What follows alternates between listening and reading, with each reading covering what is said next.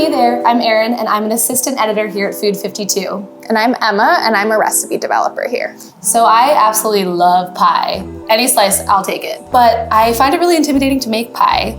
Okay. So you used to work at a bakery. I'm sure you've got a few good pie tips up your sleeve. I have a few good tips, and I also have a great recipe that we're making today. It is from our Genius Recipes column. It's Martha Stewart slab pie.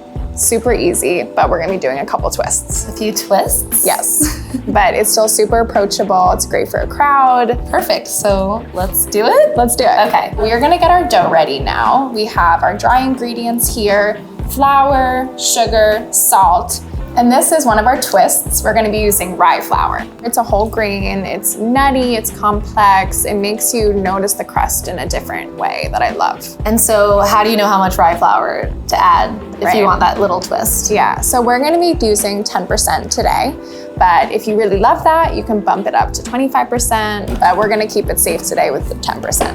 Okay, so we're gonna be adding our flours, and then we'll add the rye flour, sugar. Now I'm adding salt. That seems like a lot of salt. It's a lot, so, but it's helps balance the recipe. So you have sweet fruit, you have sugar on top, everything is super sweet, and the salt kind of levels it all out and it makes the dessert pop. So now we're gonna mix these together first, just on their own. Yeah. Now we're gonna be adding really cold butter, and this is one of the keys to a really good pie dough. This recipe uses a food processor to cut in the butter, which I love because instead of worrying about your hands melting the butter, the machine takes care of all the hard work and it does it really quickly. Okay, great, and let's do a check. You wanna check it pretty frequently because, you know, if you cut the butter too small, you can't go back. If we see that the pieces are too big, we can pulse a few more times. Like, this piece is too big, but this piece is just right. Just about right. Yeah. Great. Okay, so this looks really good. The butter is in nice, tiny sizes, not too small, and I think we're ready to mix it by hand. You can see at the bottom of the food processor, there's this big butter chunk. It's too big, right? But at this point, we can just break it up by hand, no big deal. This is where we add our water, drizzle it in slowly, and then toss by hand. Okay. You just like wanna have a light toss. This way you're not holding the butter too much. Gotcha. And we're just adding the water super slowly and giving it a chance to get mixed around completely before we add more. I feel like a lot of times when I've made dough, I add too much water. Yeah. Because I really want it to stick together. Right. How do you know when you're getting close to the point of no return? Yeah. Right now the bowl has really dusty sides. You want to see that go away. But you want it to hold together and squeeze, but it shouldn't come together in one big ball. So you can see it's starting to form really big clumps. This feels really good, but you can see it's really shaggy still. It's in a bunch of pieces, but if we hold it together, it stays together. It's clumping. Yeah. Yeah. I think we're good. Now we're gonna divide it into 2 discs and get those in the fridge. Cool. So now, since this is a slab pie, are these discs gonna be the same or? So, great question. One of them is going to be a little bit bigger than the other because it's gonna be the bottom part of the crust, so it has a little more area to cover.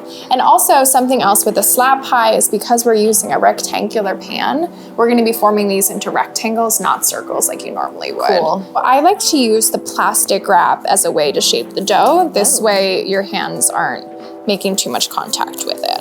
And then we can use this to help us form a rectangle. Looks so professional. Okay, so now the dough needs to rest before we roll it out, so we're gonna get it in the fridge. Here, I can take these. Look what I found. Great. Okay. This is a small one. Yes, so that means we're gonna roll out this one first. It's the bigger rectangle, and that's gonna be the base of our pie. Cool. So you just want a light flour dusting, just enough so it doesn't stick.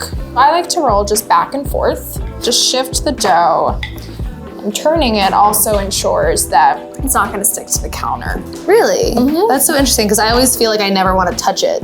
Yeah, I touched it a lot, and that's gonna just make sure that nothing is really stuck there. All right, so we wanna pick up the sheet pan. We can kind of get a sense of how close we are. No measurement necessary. Right. Okay, so I think we're getting pretty close. I'm just gonna do a little bit more. Just go over here. Yeah. So now we can pull this over. Ooh, didn't even rip. Sometimes if you fold it, Does that help prevent? yeah, if you try to pick it up in one big piece, it might be a little unwieldy.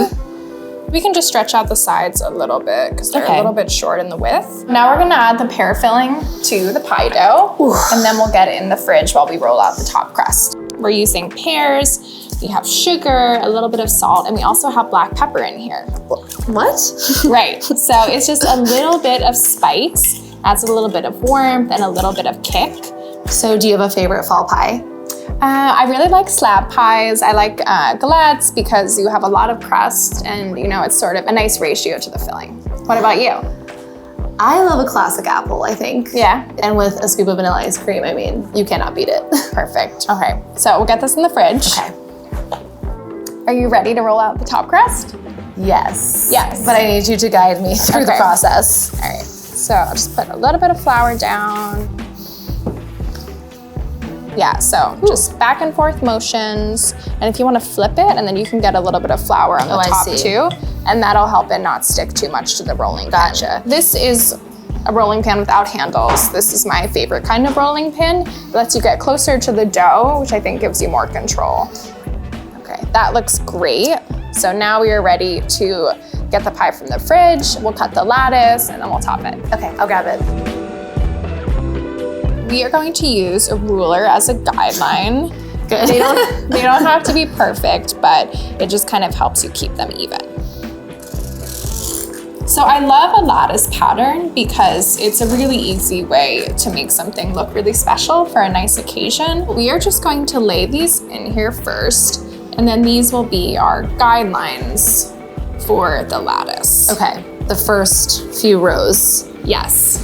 Here, we're going to pull these up. Okay. Every other one. And then we'll put this here. Gotcha. And then pull these back. Seems simple enough. Right. I think. Now we'll pull this one back. Ooh, little straggler. Oh. And then we'll put this.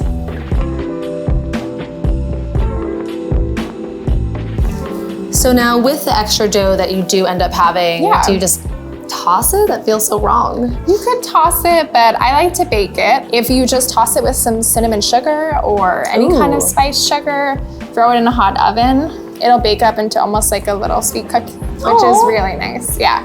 We're almost done. So you see this is the extra that we were talking about. We're just gonna trim this, and then we're gonna fold over the edges, and that will create a nice little seamless. Exactly.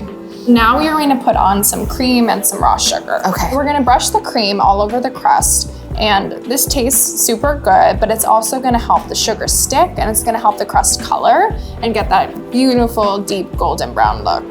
It also gives the crust a really nice, crunchy, sparkly, Holiday vibe, right?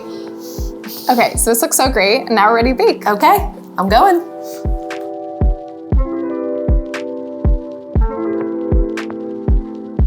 This looks so good. It looks so good.